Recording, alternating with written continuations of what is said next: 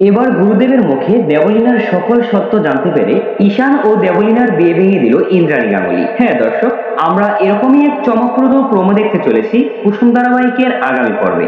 গুরুদেবের ভবিষ্যৎবাণী সত্যি হতে চলেছে। দেবলীনা যে নিজেকে গাঙ্গুলি বাড়ির বউ ভাবতে শুরু করেছিল, এবার তাকেই ইন্দ্রাণী গাঙ্গুলি ধাক্কা মেরে বাড়ি থেকে বের করে দেবেন।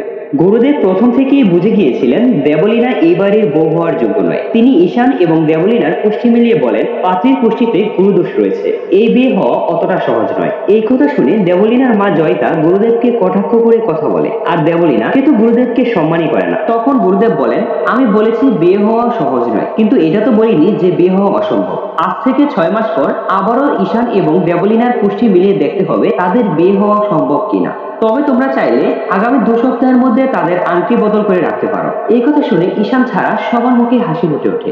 ইন্দ্রাণী ঈশান এবং দেবলীনাকে বলেন গুরুদেবের পায়ে প্রণাম করে আশীর্বাদ নিতে। তখন ঈশান গুরুদেবের পা ছুঁয়ে আশীর্বাদ নেয়, কিন্তু দেবলীনা সে শুধু দেখানোর জন্য একটু